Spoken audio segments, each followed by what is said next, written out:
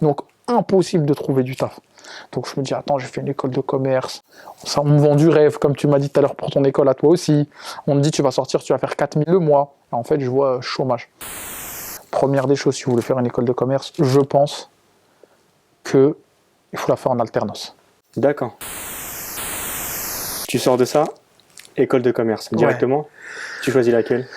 Alors, même l'école de commerce, c'est un délire, tu vois, il faut faire des concours, etc., grande école, tout ça. Moi, ce que je fais, je regarde une école de commerce, il y a de l'international. En fait, j'arrive à 20 piges, c'est la Hesse, t'es au quartier, marre de Paname, mais vraiment marre de Paname, tu vois.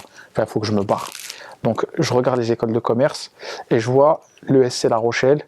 Il y avait aussi une ESC à 3, École supérieure de commerce. Ils ont un programme, ce qu'on appelle maintenant les programmes post-bac. Ça me faisait entre guillemets redoubler une année. Mais en fait, je m'en foutais. Pourquoi? Parce que le programme, il te proposait 2 ans à l'étranger avec un double diplôme. Ça veut dire, moi, j'arrive à La Rochelle, je fais mon école de commerce, je fais 6 mois à La Rochelle, après je me barre 2 ans à l'étranger. J'ai fait le Maroc, j'ai fait 6 mois au Maroc, 1 an en Angleterre, 6 mois à Budapest. Et après, j'ai un double diplôme en business dans une université anglaise à Bristol. D'accord. Donc en fait, c'est pour ça que j'ai choisi cette école sur le critère du cursus international. Donc c'était une école en 3 ans, en 2 ans? C'était une école en 3 ans avec un master 1 à la clé. Et du coup, j'ai fait cette école pendant 3 ans et après, je suis sorti avec un master 1. Et tu as fait des travaux étudiants à côté? Des travaux alimentaires? Je fais que ça. Ouais. On a commencé à bosser, à se tomber. On a commencé à travailler. En 4e, on n'avait même pas le droit de travailler, on faisait du ménage. Après, on a tracté ensemble la Urbanax. On a fait tous les concerts, toutes les salles de concert de France, les cinémas dans les centres commerciaux. Donc oui, on a bossé. On a charbonné. Hein. Dès qu'on a eu l'âge de travailler, on a essayé. En plus, t'es d'une génération comme moi où le Crous de Créteil, d'ailleurs malheureusement je sais même pas si ça s'est amélioré avec le temps, mais à l'époque quand tu étais le Crous de Créteil, le Crous le plus en galère, avec le plus d'étudiants en galère, tu faisais la candidature pour la bourse, tu recevais ta bourse en avril. Moi je me souviens, c'est pas ça va faire pleurer les chômeurs, moi je me rappelle avec des bons souvenirs. J'avais une paire de baskets que j'avais acheté 200 francs au puce, et je l'ai gardé de septembre à avril, tu vois, il y avait des trous. Ça c'était post-bac tu parles? Ouais, l'année juste après le bac. Moi c'est différent en fait, parce que moi j'ai fait une école privée, et une école spécialisée aussi, ce qui fait que c'était la constitution du dossier c'était compliqué, et il lâchait comment? Il lâchait genre 300 € pour l'année. Ouais. Parce qu'il y avait pas, c'était pas validé par l'État. Ah ouais, parce que toi t'es parti dans un bail d'artiste, AG son, tout ça, ça faisait des instrus, tu voulais percer dans le hip-hop. Je voulais être le Pharrell Williams. Ah, le Chad, tu sais quoi, il s'appelle comment? Chad Hugo. Chad Hugo, ouais, exactement. Donc ouais, le Crous, j'entendais parler, c'était une légende pour moi. Donc, ouais, mais en fait, 100 €. Voilà, et le délire en fait c'est quoi? C'est que t'es là, tu faisais la demande de bourse, tu galérais pendant 6 mois et t'avais pas d'oseille, et après, mois d'avril, tu reçois ce qu'on appelait le rappel, tu reçois 8 mois de bourse d'un coup. Donc t'es là, t'as 18 piges, tu reçois 1 500 € de bourse toute l'année, et t'es loin après, t'es là, tu vas au grec, tu prends un cheese avec le grec. Un truc de ouf, double fromage. Tu te mets bien. Exactement, mais sinon, ouais, après sur les tafs, ouais, j'ai vraiment fait de tout. Et c'est marrant parce que tu vois, même dans les taf étudiant, plus tu travailles tôt, plus tu charbonnes, plus tu peux après réussir à avoir des ascensions sociales, même dans les taf étudiants. Moi, j'ai commencé, je faisais le ménage, j'ai travaillé, je tractais, donc on tractait Urbanac les soirs, les week-ends, dans les cinémas, les salles de concert. Tu vois, quand j'étais en prépa, l'avantage aussi de parler anglais, j'ai bossé beaucoup en intérim aussi, DHL, des 24 heures, des 20 heures minuit, tout ça, à trier des colis. Et après, j'arrive un jour à l'intérim, ils me disent, ouais, vous parlez anglais, ils m'envoient à l'intérim à la Défense. Et après, j'arrive à la Défense, la meuf, elle me parle, elle me dit, ouais, il y a un entretien, tout ça, est-ce que vous parlez anglais? Je lui dis, t'inquiète, je parle anglais. Elle me dit, ouais, t'inquiète. Je lui dis, t'inquiète, je parle anglais. Et limite, je lui ai mis un coup de pression pour qu'elle me donne le poste, tu vois. Et en fait, le poste, c'était quoi? C'était un poste de surveillant d'examen pour tous les examens, pour aller dans les facs anglaises, le TOEFL, le GMAT, pour faire des MBA, même des examens pour les médecins, pour qu'ils s'expatrient et tout. Et moi, j'arrive, en fait, je décroche ce taf, je sais pas trop comment. Et après, pour préparer l'école de commerce, comme je t'ai dit, ça, c'était un taf que je faisais pendant les vacances scolaires, en période scolaire, et je faisais tout l'été. Après, je travaille dans des entrepôts avec des Pakistanais à la plaine, des gros sites de vêtements. Après, le summum, c'était juste avant d'aller en école de commerce, tellement il me fallait de l'oseille, j'ai trouvé un plan à Beaujon, à l'hôpital, pour travailler dans les urgences la nuit. Et du coup, la journée, je travaillais dans le centre d'examen. Et la nuit, je travailler dans le charbonner, pieu-tru. Ah non, mais il n'y a que ça de vrai, tu vois. C'est fou, hein. Franchement, c'est impressionnant.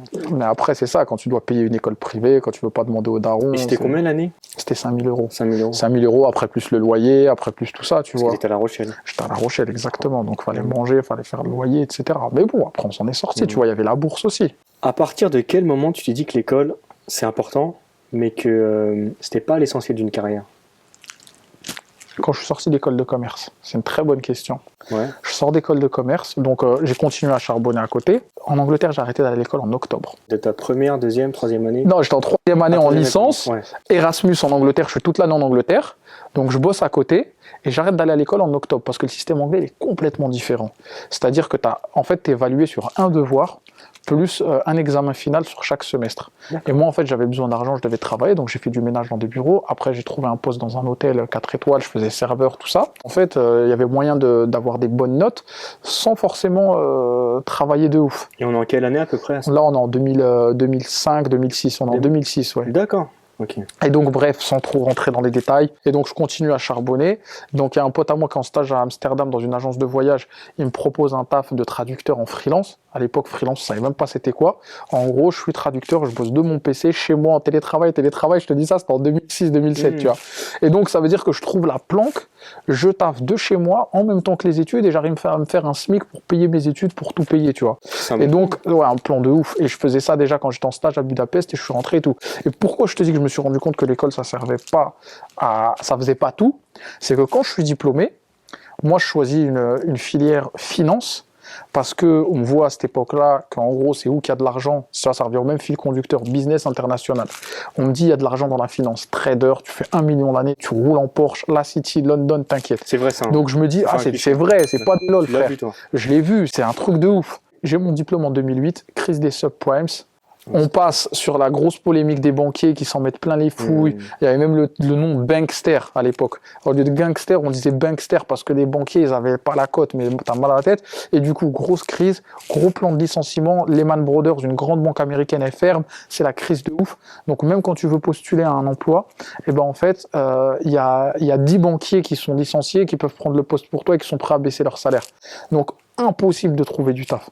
Donc je me dis, attends, j'ai fait une école de commerce, ça, on me vend du rêve, comme tu m'as dit tout à l'heure pour ton école à toi aussi.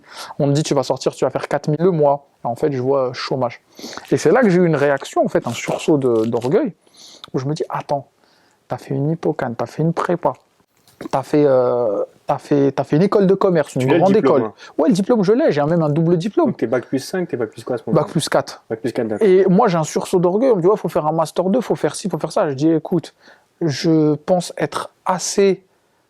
En fait, on ne veut pas me donner ma chance. Je me dis, ma chance, je vais me la créer tout seul. Et je vais me créer mon propre emploi.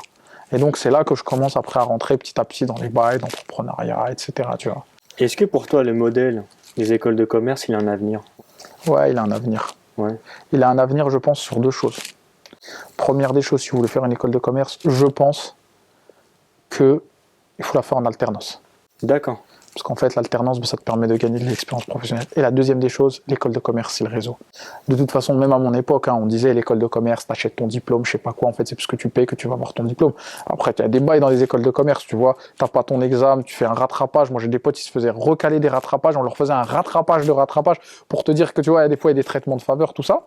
Mais en gros, moi, j'ai des connexions dans les écoles de commerce que j'ai eues aujourd'hui, mais même à l'étranger, tu vois, quand j'ai fait mes stages et tout, que j'ai jusqu'à encore aujourd'hui. C'est des connexions qui peuvent être très utiles pour le business, des connexions, tu vois, c'est du réseau. Même maintenant, tu vois, avec l'expérience que j'ai eue, je vais n'importe où dans le monde, limite, je connais quelqu'un.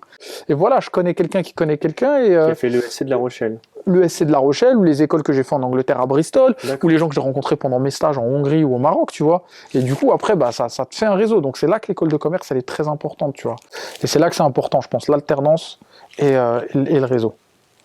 Est-ce qu'on doit voyager aujourd'hui pour s'ouvrir aux autres? Pour moi, c'est salutaire le voyage.